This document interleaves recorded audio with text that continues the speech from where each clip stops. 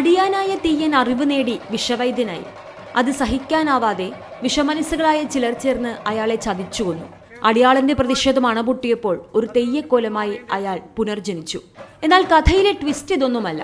ഏറ്റുകാരനായ ആ പാവം മനുഷ്യൻ വെട്ടേറ്റു വീണ ആ ദിവസമാണ് അത്യുത്തര കേരളത്തിലെ തെയ്യക്കാലത്തിന് തുടക്കമാകുന്നത്.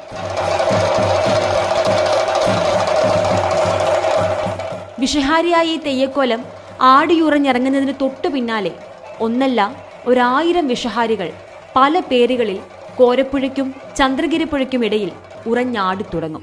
വിഷം ഊറിക്കൂടിയ മനസ്സുകൾക്കെതിരെ പല രീതിയിൽ അവർ പോരാടും.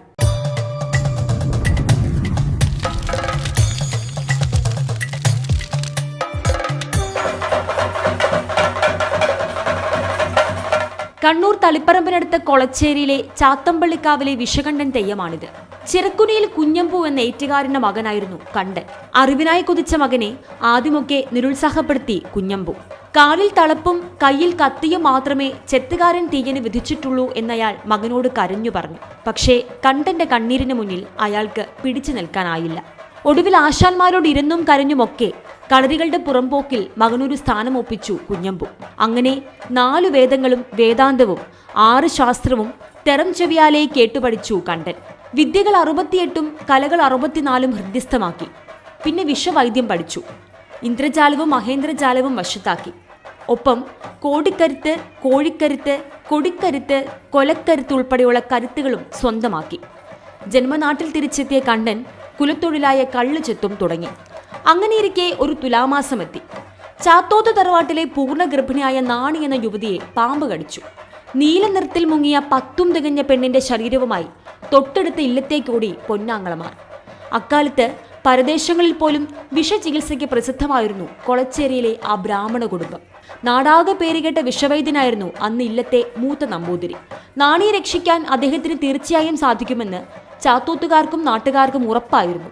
എന്നാൽ നാണിയുടെ ജീവൻ പോയെന്നും കൊണ്ടുപോയി കുഴിച്ചിടുക എന്നുമായിരുന്നു നമ്പൂതിരിയുടെ മറുപടി. തേങ്ങിക്കരഞ്ഞുകൊണ്ട് മഞ്ചുലുമായി ചാത്തോത്തേക്ക് തിരികെ നടന്ന വിലാപയാത്ര വെങ്ങാപ്പറ്റ കുളത്തിന്റെ കരയിലെത്തി. ഈ സമയം ഒരു തെങ്ങിൻ മണ്ടയിൽ അന്തിക്കള്ളെടുക്കാൻ കയറിയതായിരുന്നു ഏറ്റുകാരൻ കണ്ടൻ. വിലാപയാത്ര കണ്ട് കാര്യമെന്തെന്ന് അവൻ വിളിച്ചു ചോദിച്ചു.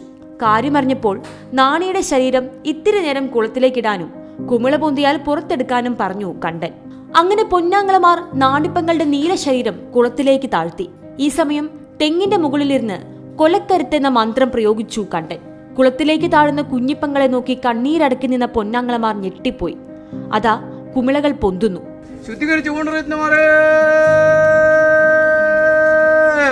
അലറിക്കരഞ്ഞുകൊണ്ടവർ കൽപ്പടവിലേക്ക് അവളെ എടുത്തു കിടത്തി. താഴെയിറങ്ങിയ കണ്ടൻ പൊന്തക്കാട്ടിൽ നിന്നും ചില പച്ചിലകൾ നുള്ളിയെടുത്തു. 100 മന്ത്രിച്ചോതി. 101 കുടം നീർ ജപിച്ചൊഴുകി. അതാ ഉറക്കപ്പായിൽ നിന്നെന്ന പോലെ എഴുന്നേറ്റു വരുന്നു 10 തികഞ്ഞ നാണിപ്പെണ്ണ്. നാണിയെ പിടിച്ചെഴുന്നേൽപ്പിച്ച് കണ്ടൻ പറഞ്ഞു, 4ാം നാൾ നീ പ്രസവിക്കും. കുഞ്ഞി ആണായിരിക്കും. അവന്റെ വലം തുടയിൽ ഒരു നീല മറുകുണ്ടായിരിക്കും. എന്നിട്ട് തളപ്പും ചെത്തുകത്തിയുമായി അടുത്ത തെങ്ങിലേക്കേറി കണ്ടൻ. കഥ നാട് മുഴുവൻ പാട്ടായി. ഏറ്റുകാരന്റെ മകൻ പേരുകെട്ട വിഷവൈദ്യനായിരിക്കുന്നു. കാളകൂടം ഉള്ളിൽ ചെന്നതുപോലെ നമ്പൂതിരിയും കുടുംബവും നടുങ്ങി. പടിപ്പുരയ്ക്ക് മുകളിൽ അഷ്ടനാഗങ്ങൾ നൃത്തം ചവിട്ടി പരിഹസിക്കുന്നത് പോലെ അവർക്ക് തോന്നിയിരിക്കണം. സ്വയം തീർത്ത ദുരഭിമാനത്തിന്റെ പുതപ്പിനകത്ത് പണം വിടർത്തുന്ന പകയുമായി നമ്പൂതിരിയും സംഘവും പതുങ്ങി.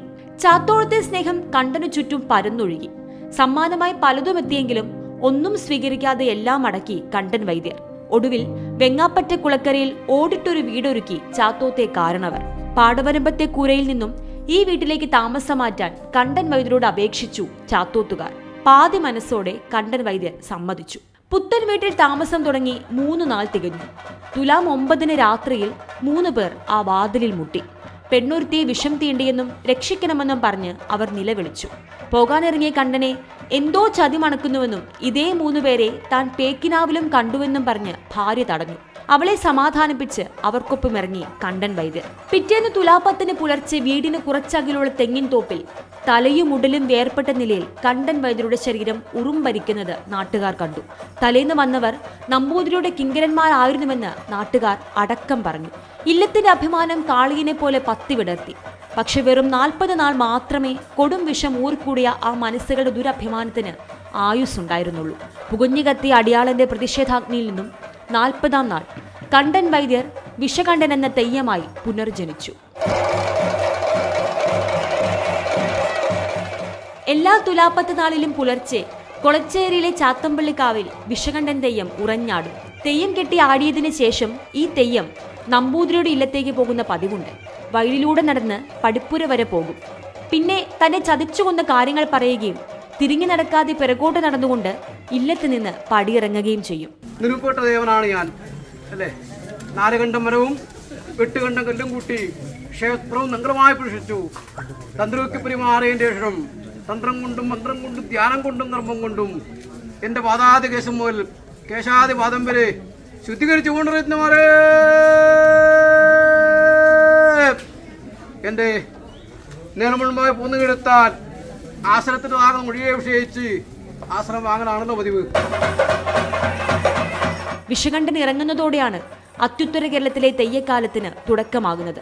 കണ്ടൻ കൊളുത്തിയ അഗ്നിയുമായി 1000 വിഷഹാരികൾ പല പേരുകളിൽ നാട്ടകങ്ങളിൽ ഉറഞ്ഞാടും. ഏറ്റുകാരൻ ചിറക്കുനിയിൽ കുഞ്ഞമ്പുവിനും മകനും അഭിമാനിക്കാൻ ഇതിൽ കൂടുതൽ എന്താണ് വേണ്ടത്?